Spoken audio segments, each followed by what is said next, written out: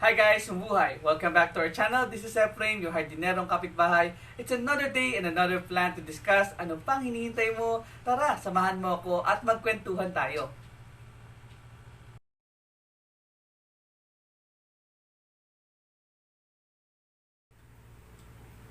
Hi guys, sumuhay! Welcome back to our channel. This is Efrain and you're watching Planting with Ef and Grace. Magandang araw mga kapuso, kapatid, kapamilya at syempre mga kapitbahay.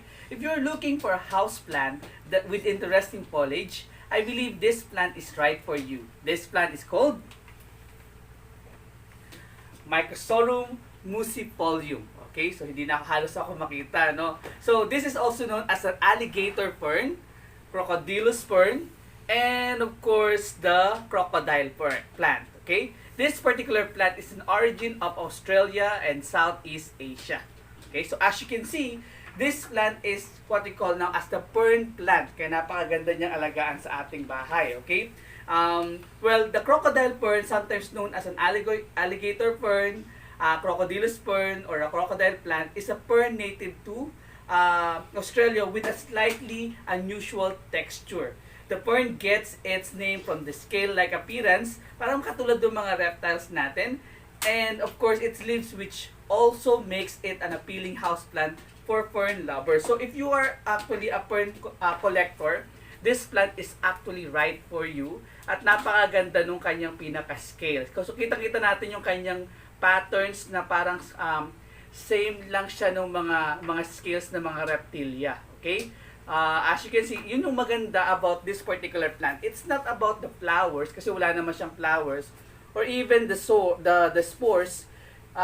Pero as you can see, the patterns of the leaves is actually quite appealing para magsilbi natin siyang kasama sa ating mga kinokolekta na halaman sa loob ng ating bahay. Okay? Now, in terms of how we're going to take care of this particular plant, crocodile fern have a particular lighting requirements. So just like most ferns, the crocodile fern is used to living under the canopy and therefore doesn't receive too much natural light in its natural environment. Kasi nga, since na-cover naman yung kanyang natural environment ng mga matataas na kahoy, or minsan pa nga ay medyo ito ay nakaka-receive ng bright filtered light, so hindi sila nagiging problema o hindi nila nagiging problema yung enough lighting condition. Okay? It does grow in countries where sunlight is bright, like here in the Philippines. Kaya maganda siyang ilagay sa ating bahay. Kasi nga 24 hours, or hindi naman 24 hours, pero 12 hours na light at saka 12 hours na night. So that's actually a very suitable environment for our crocodile fern. Okay? So, this particular plant does not, hindi niya kaya yung tinatawag nating direct sunlight. Kasi basically, ang kanyang natural environment does not provide yung ganong klase ng condition. So, if you're able to put this under the sun, talagang matindi yung sikat ng araw, the tendency of this plant talaga ay masunog yung kanyang pinakadahon. Okay? Kasi nga, mahirap sa kanya yung mag-adapt sa ganong klaseng condition. Okay? So, as you can see also, this particular plant, pag nilagay natin sa loob ng ating bahay, we have to, siguro kailangan nating tingnan kung saan pwede natin siyang ilagay. So, medyo may calculation tayo ng konti kung saan mayroong bright light. Pero, this plant can also survive dun sa lower lighting condition. So, for example, yung light natin ay syempre ilaw lang. So, pwede naman. Okay? Pwede naman siya mag-survive. Yun nga lang, we cannot tell primarily kung siya ay magsusurvive ba o hindi. Okay? Okay, what else? Aside from that, watering needs. Okay? So, a fern plant actually loves or likes to drink. Okay? Ibig sabihin, gusto niya ng tubig. Pero like most ferns, this one prefers moist soil and regular watering. So, ibig sabihin nun, every day we have to water our fern plant. However, you have to make sure that you don't overwater your plant. So, hindi pwede natin siyang pagbahain yung kanyang pinaka soil.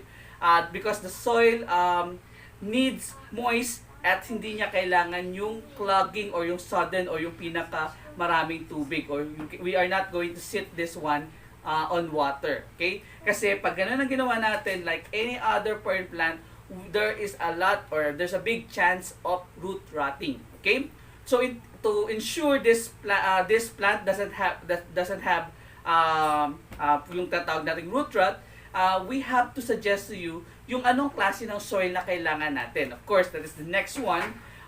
So kailangan natin dito ng tinatawag nating yung soil na loose, well, and draining soil. So loose, well, and draining soil. So this way, we can ensure that your soil is moist throughout when you water it, but that your roots won't be sitting in water. Okay? So yun ang maganda sa kanya. Now, in order for us, so syempre may mga soil tayo na medyo matitigas, medyo kumukuha siya ng mas maraming tubig. So in order for us to keep that particular characteristics na fast draining siya, we could use some perlite or some peat moss, o kaya in other case dito sa Pilipinas we have what we call the cocodyllus. So pwede natin siyang i-incorporate dun sa ating soil substrate. Tapos we could increase primarily yung kanyang yung draining capacity ng ating soil. Also yung kakayanan niya na mag-absorb ng tamang-tamang amount ng moisture. Okay? So yun naman ang kagandahan sa ganitong klase ng soil. Okay. So what else? Ano pa bang kailangan nila? Of course, in line with the water, this plant needs humidity. Okay, yung mataas na humid environment. So ang natural environment ng ating crocodile fern ay definitely ay tropics. So it will require a humid environment. Okay? And in order for it to thrive, preferably sa ating bahay. So, syempre, sa ating bahay, wala tayong problemahin kasi mataas naman ang humidity sa loob ng bahay natin. Okay? Pero if that will be your problem, the only thing that we have to do is to get a basin, tapos lagyan natin ng rocks or pebbles, tapos lagyan natin siya ng tubig. Tapos doon natin isit yung ating pinaka-plant. Okay? Para ma-increase natin yung humidity sa environment ng ating crocodile fern. Now, if you kung medyo may pera naman kayo, you could use some humidifier, okay, to increase the humidity of the fern plant. Okay? So, what else? So, in terms of the fertilizer, you may be asking, sir, kailangan pa yan ng fertilizer? Well, actually, this particular plant doesn't need fertilizer. Although, makakatulong yung fertilizer yung weak lang, yung medyo tamang-tama lang, yung hindi masyadong matapang na fertilizer sa pag-grow ng ating crocodile fern. Okay? So, ano bang ang condition? So, na malalaman natin na medyo matapang na pala yung na-apply natin fertilizer. So, you will be able to notice that within our fern or within our crocodile fern, makikita natin na meron na siyang tinatawag natin mga burns. Okay? Mga sunog, kumbaga. And in that case, medyo matapang na yung ating na-create na ilalagay na fertilizer. So in order for us to lessen that particular amount, we have to mix or dilute our fertilizer mix para magkaroon siya ng tamang-tama lang na fertilizer for this one. Okay? In that case also, kung masyado namang nasobrahan na talaga sa fertilizer, the only thing that we can do is we have to flash some water doon sa ating plant para ma-drain palabas yung lahat ng mga sobrang fertilizer.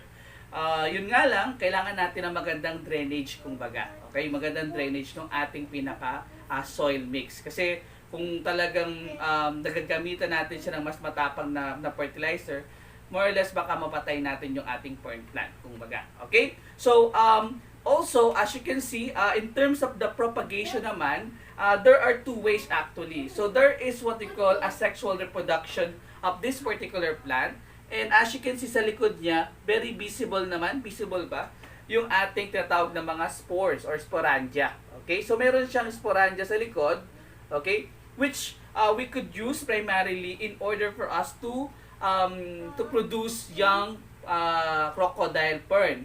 However, medyo mabagal yung kanyang paglaki kasi we started from the spores, okay? So the best thing that we could do about the crocodile fern in terms of the propagation is to have the root division. So ibig sabihin, this particular group or colony ba ang tawag doon, or group of crocodile fern, we could separate it by roots. Okay? So yun ang madaling method in order for us to really reproduce some of its part. Pero kung mataga naman kayo, you have more time to have it. So we could utilize yung kanyang mga spores here, yung kanyang mga sporangia here that bears the spores para sa reproduction ng mga bagong mga plants. And aside from that, mas marami kayong mga reproduce. Okay? Pero yun nga, sabi ko sa inyo, kailangan natin ng matyagang paghihintay, kumbaga. Okay? So, as you can see, napakaganda ng ating plant ngayon. Okay? So, this is actually the best fern plant that I'm able to see as of the moment. Para siyang grass lamang, pero makikita natin yung kanyang unique characteristics, especially the patterns that we have here, na parang scale talaga ng ating mga reptilia, ng snakes, ng crocodiles, di ba?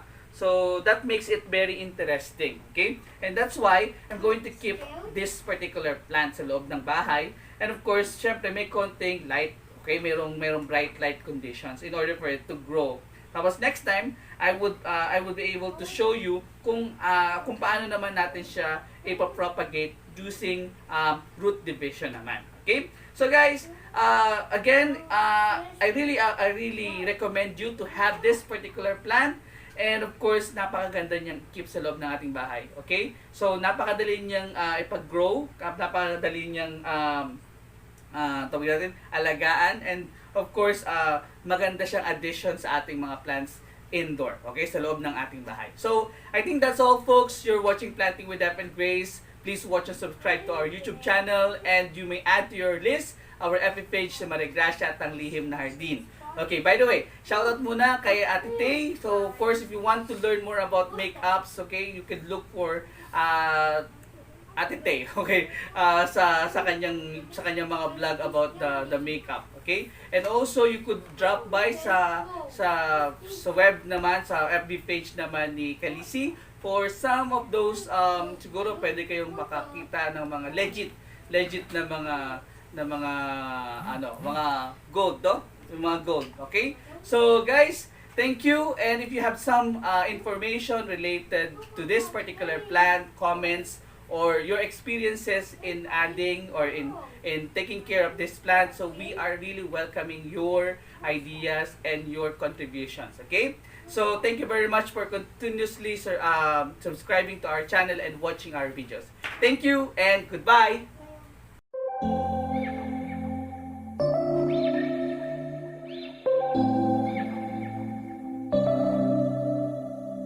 September we met, I could tell by your smile. You hadn't been with a good girl like me in a while. Yeah, you were impressed, couldn't leave me alone. Text me every time that you pick up the phone. And I had control in the driver's seat, but my hands are slipping off the wheel. Now the tables have turned, now I'm up all night. I'm picturing